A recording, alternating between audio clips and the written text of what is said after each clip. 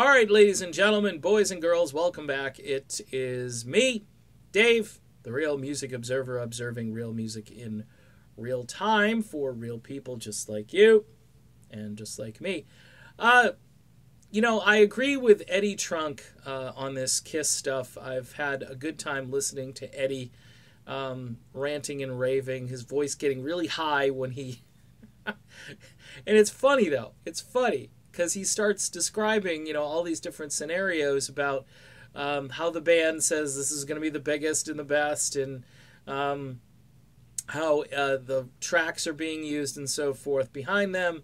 I listened to, I guess, on the Late Late Show a few weeks back, and they sounded just so good, and people were like, yeah, well, that's them. They just sound so good. And then Eddie Trunk's been basically saying they're using backing tracks that at times the band, a couple of the guys weren't near a microphone and vocals were coming out, and they're basically missing their cues and so forth. Lip syncing is hard. It's not easy. It's yeah, I mean, you've got to, obviously these guys should know their own music really well and be able to do it, but it's still, with that said, it's still hard. It's kind of like remembering lyrics to a song. It's equally as hard to do that. So if you're not in sync with the lyrics and the backing track and the backing vocals, you're going to look stupid up there. And why people would pay like a fortune to see a group do this is beyond me. Okay?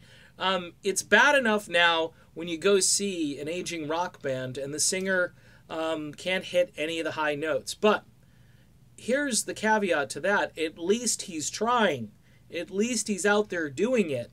And, a lot of those bands think to themselves, well, hey, we're out here, we're performing, we got the original guy and so forth, and you should come and see us just for that spectacle.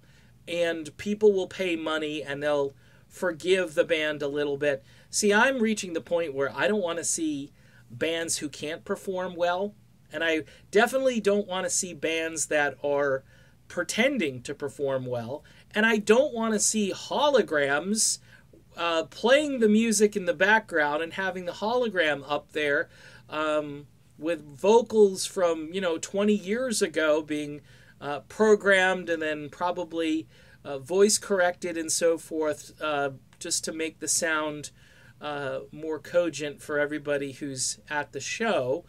I don't want to see any of that. I'd rather go see a bar band down the street playing authentic blues or R&B or something than have to go and pay, astronomical ticket prices and, wait in line and pay that $15 for a beer. I rank on that a lot. It's not like I drink a lot of beer. I just want the one beer, okay, to say I had the token beer.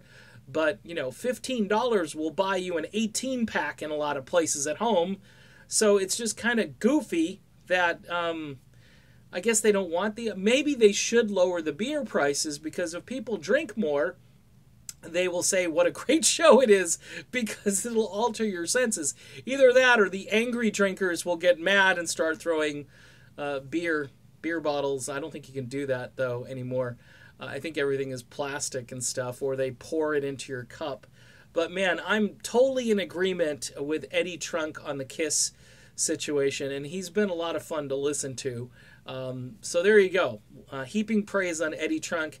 Kiss, it's the end of the road, but it's a long road ahead, folks. We'll see you.